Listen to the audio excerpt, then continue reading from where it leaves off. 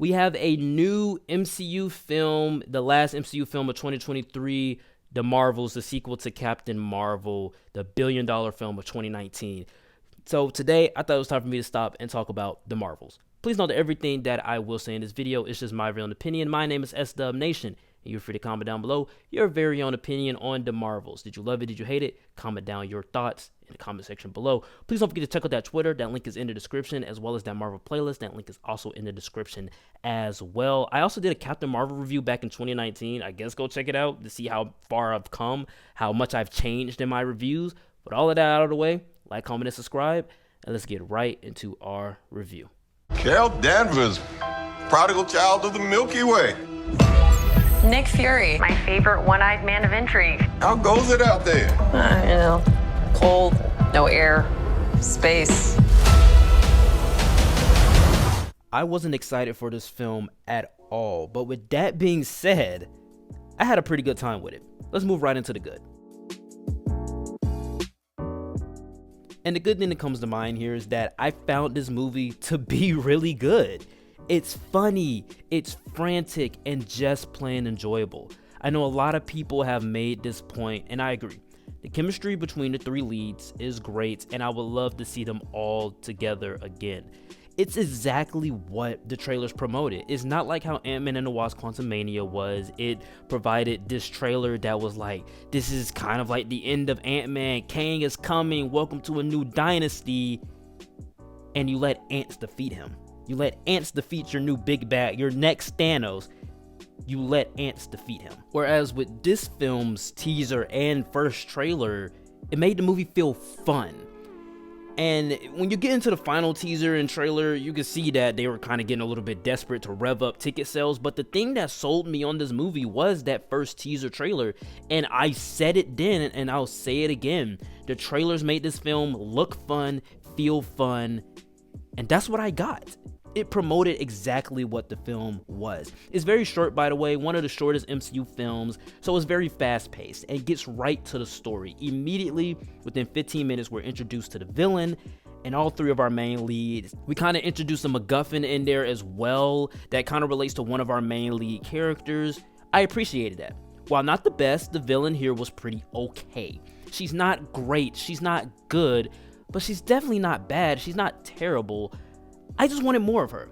She seemed like a true believer in what she was doing, and she was doing all of this for the betterment of her own people, just like Ronan in Guardians of the Galaxy. In fact, she's a successor of Ronan. I appreciated that as well. There are a lot of components inside of this film that are some really good ingredients to make something great. One of the things that made me skeptical was the fact that it was a sequel to like 3 shows: Secret Invasion, WandaVision, Ms. Marvel, and even a sequel to Captain Marvel.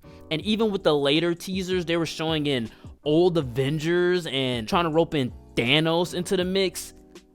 I don't know if it's a spoiler or not, but guys, Thanos has nothing to do with this movie. But if I'm being honest, the series aren't a required viewing.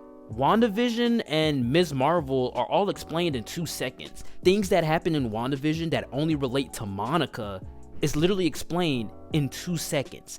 Things that happen to Kamala in Ms. Marvel is literally explained in 2 seconds. And we also get a lot of Kamala inside of this film. In fact, some people say that it's kind of like a Ms. Marvel season 2, and I can see that. So the series aren't even required viewing. In fact, the first film isn't required viewing because they retread everything that we need to know from the first film. Another thing that made people skeptical was that what are their powers? What is Ms. Marvel's powers? What are Captain Marvel's powers? People have been asking that question since her film came out in 2019. Their powers are explained in 2 seconds. Literally, it's in one of the trailers. They literally explain what their power set is and how they all connect. Marvel has been doing this for years, even with the first Avengers. I could watch the first Avengers without even watching Thor, Incredible Hulk, or Captain America: The First Avenger, which I didn't when I watched the first Avengers back in 2012. Now, in terms of those characters though, Iman Vellani's Kamala Khan definitely steals the show with her infectious energy, but I really loved Monica in this. I've always loved Monica since WandaVision, but man, Teyonah Parris plays this character just like an everyday woman. that just loves what she does and is just content with that. She loves what she does, she's content with it, and she's just trying to move on from the death of her mother while she was blipped. I loved all of that. I found her to be one of my favorite characters inside of the film. And Carol Danvers wasn't the most charismatic character. They tried to make her this snarky type of character, but it just didn't work because it didn't make her likable. I found her to be pretty entertaining this go round, and letting more of Brie Larson's personality come out more was a positive to me. Samuel Jackson is just as jovial as ever, like the first film. Some final talking points here is that the film is pretty goofy, but not Love and Thunder goofy. It doesn't go so far into goofy that it becomes a parody of itself. It's like Multiverse of Madness silly. It's not Sam Raimi's camp, the amount of camp that he brought to Doctor Strange, but it is kind of like, it's a little bit more goofy than the first Captain Marvel. They were trying to play the first Captain Marvel seriously, but in this film, it's not so serious. There's a really silly scene featuring a lot of flirking cats. And then you also have a scene where they're on a musical planet. It's silly and it's goofy, but it's not parody, if you see what I mean. And our final talking point here is that the body switching is a cool idea. It creates some stakes, but also we have a lot of fun. And because of that body switching, the fight sequences excel because of it. I think for the most part, Nia DaCosta did a pretty good job. And the bad thing that comes to mind here is that it could have benefited from more time. It's short. Yes, it's one of the shortest MCU films ever, but it could have benefited from more time. It moves at breakneck pace, but it still could have benefited from more time, especially with the villain, man. There are so many things great about this villain that they could have explored inside of this film if given more time. And while the series aren't required viewing, this does feel like a third film in the Captain Marvel trilogy. The villain's motives in this film could have been its own movie. Just the attack of the villain could have came in the third film. But literally, we see glimpses of that potential second film. And I think that second film probably would have been a whole lot harder. And when I say harder, I mean fire. That movie could have been a whole lot better than the movie that we got. They decided to go with this Freaky Friday plot, which I liked, but this movie is definitely a Consequences sequel to whatever Carol did in the actual second movie. And finally, it kind of felt like a TV show episode. There are multiple times where the tone kind of shifts a little bit and it jumps, it fluctuates, and sometimes I can't help but roll my eyes at how many times this looked like a Ms. Marvel season 2, just with a higher budget. Because of that, it's kind of a negative for me.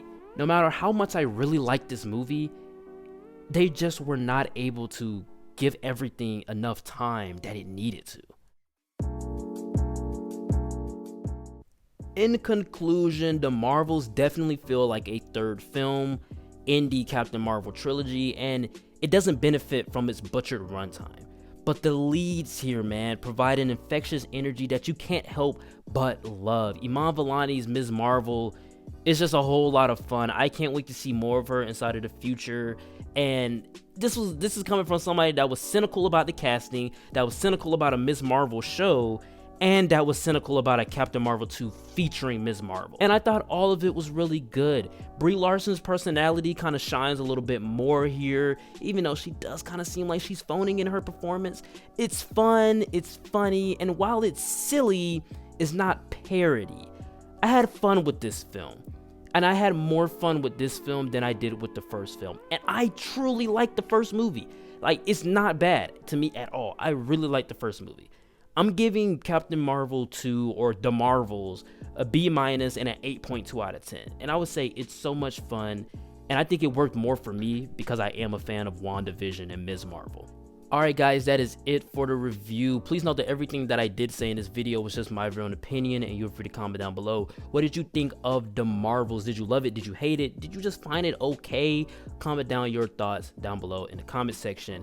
I was really expecting to walk out of this movie saying how bad it was. It went down for me from Loki season 2, but man, it may have went a little bit lower than Loki season 2, But I still had fun with this movie, man, and I had a blast. But with all of that being said, guys, please don't forget to check out that Marvel playlist. That link is in the description, as well as that Twitter.